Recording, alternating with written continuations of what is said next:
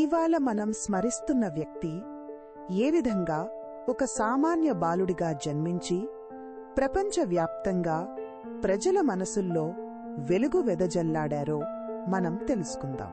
మానవ మనస్సు గూఢాలను విశ్లేషించి మాయా కళను మానవతావాదం కోసం వాడిన అరుదైన వ్యక్తి డాక్టర్ బివి పట్టాభిరామ్ గారు. డాక్టర్ పట్టాభిరామ్ గారు 1949లో ఆంధ్రప్రదేశ్ రాష్ట్రంలోని తూర్పు గోదావరి జిల్లాలో జన్మించారు. ఆయన తండ్రి రావ్ సాహెబ్ భవరాజు సత్యనారాయణ గారు. 15 మంది సంతానంలో ఒకరైన పట్టాభిరామ్ గారికి బాల్యంలోనే కాలు వంకరగా ఉండటం వల్ల నడవడంలో కష్టాలు వచ్చేవి. అది ఆయనలో నిష్ఠురంగా ఎదగాలన్న తపనను పెంచింది. చిన్ననాటి బాధలు, స్వల్పమైన ఆత్మవిశ్వాసంతో మొదలైన ప్రయాణం శ్రమతో శ్రద్ధతో ఒక దిక్సూచి పాత్రను పొందింది. అవును, ఆయన సాధన అంత అసాధారణం. మొదటగా ఆయన సైకాలజీ మరియు ఫిలాసఫీలో మాస్టర్స్ పూర్తి చేశారు. దానికి తోడు గైడెన్స్ అండ్ కౌన్సిలింగ్లో డిప్లొమా చేశారు. 1990లో ఓస్మానియా విశ్వవిద్యాలయంలో హిప్నోటిజం మీద PhD చేశారు. దాంతో ఆగలేదు. మానవ మనస్సు మరింత లోతుగా విశ్లేషించేందుకు 2015లో రెండో PhD కూడా పూర్తి చేశారు. అమెరికాలోని ఫ్లోరిడా యూనివర్సిటీ నుండి గౌరవ డాక్టరేట్ కూడా అందుకున్నారు. ఆయన విద్యాబలం ఆయన పాత్రను ఎంతో విశిష్టంగా నిలిపింది. తన కాలేజీ రోజుల్లో ఎంబర్ రావు అనే మాయాగాడిని కలవడం ఆయన జీవితం మలుపు తిరిగిన నిమిషం.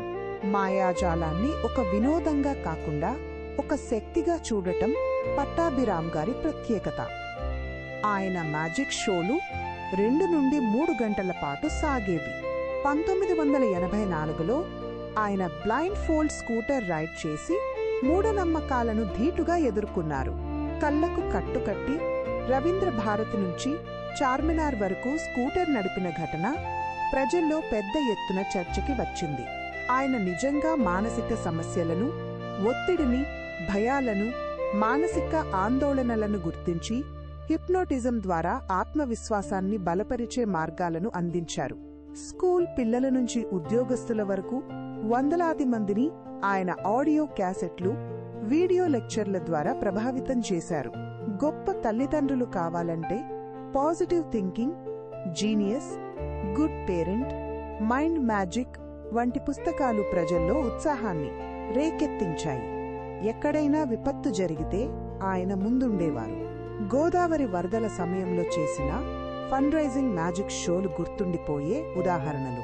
మద్యపాన నిషేధంపై ఎన్టీఆర్ గారి ఆహ్వానంతో ప్రచారం నిర్వహించారు. ఇది ఆయన మానవతా దృక్పథాన్ని తెలియజేసే విషయాలు. మాయాజాలం ద్వారా ప్రజలలో జాగృతి కలిగించడం అతని సృజనాత్మకతకు నిదర్శనం.